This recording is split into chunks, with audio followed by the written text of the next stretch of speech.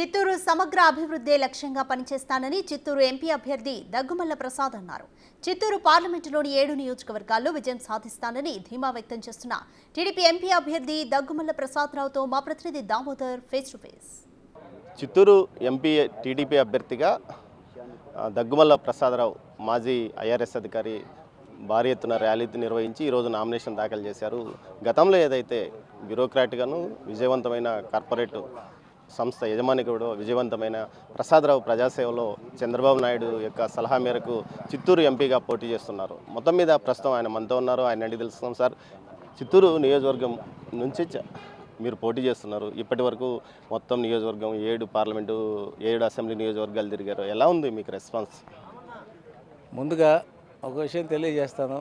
ఈరోజు భారీగా ప్రొసెషన్ నిర్వహించింది గురజాల జగన్మోహన్ గారు. నేను ఆయనతో పార్టిసిపేట్ చేశాను.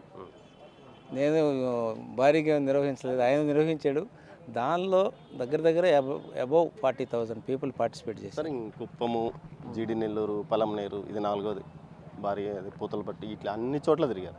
మీ పార్టీకి ఎలా ఉంది రెస్పాన్స్? అంటే గతంలో కేవలం ఒక్క సీటు మాత్రమే ఇక్కడ చంద్రబాబు గెలవగలిగాడు. జగన్ యొక్క లాస్ట్ మేనియా పనిచేసిందా, లేకపోతే ఏం జరిగింది గతంలో? ఇప్పుడు ఎలా ఉంది మీ పరిస్థితి? గతంలో జగన్ గారిని చూసి ఓట్లు వేశారండి. ఆయన ఒకసారి 2014లో మిస్ అయ్యాడు కాబట్టి మార్పు కోసం వేశారు. ఆయన ఎలాగో సింపతి గేమ్ చేశారు. మా నాన్న చనిపోయాడు అని సింపతి పెట్టాడు. రెండోసారి మా చిన్నాన్న చనిపోయాడు అని సింపతి పెట్టాడు, వచ్చింది. కానీ ఇప్పుడు తెలుగుదేశం పార్టీకి నిజమైన బలం కనపడుతుంది. మీ అన్ని నియోజకవర్గాల్లో బ్రహ్మాండమైన ప్రజలు వచ్చారు, బ్రహ్మాండంగా ఆదరిస్తున్నారు. వెళ్ళిన చోట ప్రతి చోట ఇదంతా స్వచ్ఛందంగా జరుగుతుంది. ఈ 3 చూస్తుంటే 7 నియోజకవర్గాలు గెలుస్తాం, ఎంపీ కూడా గెలుస్తాం. అలాగే రాష్ట్రం మొత్తంలో కూడా ఇదే ఇండికేషన్ కనపడుతుంది. రాష్ట్రం మొత్తంలో ఇట్లాంటి పరిస్థితులే కనపడుతుంది. ఇది మనం కరెక్ట్గా ఎలక్షన్ దాకా ఇది కంటిన్యూ అవుతుంది. అయితే ఎలక్షన్ ఏకపక్షంగా ఏర్పడబోతుందండి. వాళ్ళు చెప్పే మేము ఉన్నాము, మేము సంక్షేమం చేసాం, ఇవన్నీ ఏముండవండి. ఖచ్చితంగా ఏకపక్షం ఎలక్షన్ వస్తుంది. చంద్రబాబు నాయుడు గారు సీఎంగా అవబోతున్నారు. సార్, చిత్తూరు ఎంపీగా ఏదైతే ఎన్జీ రంగా కానీ, ఆ తర్వాత రాజగోపాల్ నాయుడు, ఆ తర్వాత చాలామంది ప్రముఖులు ఆదికేశ్వర లాంటి వ్యక్తులు పనిచేశారు. వాళ్ళదైన ముద్ర వేసుకోగలిగారు. కానీ గతంలో ఇప్పుడు తాజా మాజీ ఎంపీ అయితే ఎవరైతే రెడ్డప్ప గారు ప్రభావం ఇక్కడ కనిపించడం లేదు.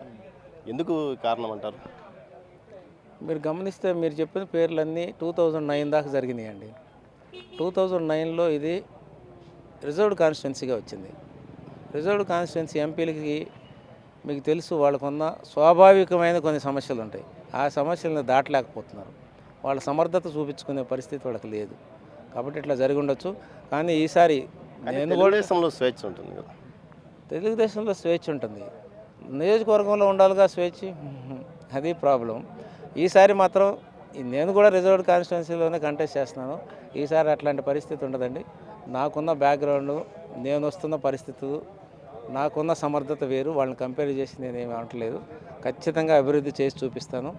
ఏ జనరల్ కాన్స్టిట్యున్సీకి తక్కువ కాకుండా ఇక్కడ పరిపాలన జరుగుతుంది. ఏ జనరల్ కాన్స్టిట్యున్సీకి కంటే కూడా ఎక్కువ ఫండ్స్ వస్తాయి, కంటే కూడా అభివృద్ధి ఎక్కువ జరుగుతుంది.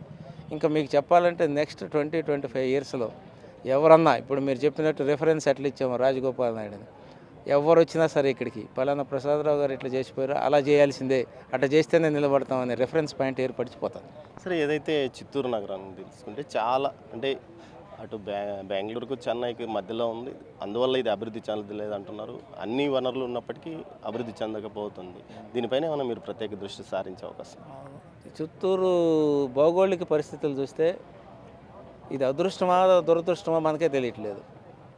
దురదృష్టం ఎందుకంటే చిత్తూరులో సంపాదించిన డబ్బులన్నీ బెంగళూరు పోయి ఖర్చు పెడుతున్నారు. ఒక మాత్రంగా ఖర్చు పెట్టే వాళ్ళలో చెన్నై పోయి ఖర్చు పెడుతున్నారు. ఎక్కడ సంపాదించిన డబ్బులు అక్కడ ఖర్చు పెడితే అభివృద్ధి కనపడుతుంది. ఇప్పుడు ఆ పరిస్థితి మారేటట్టుంది.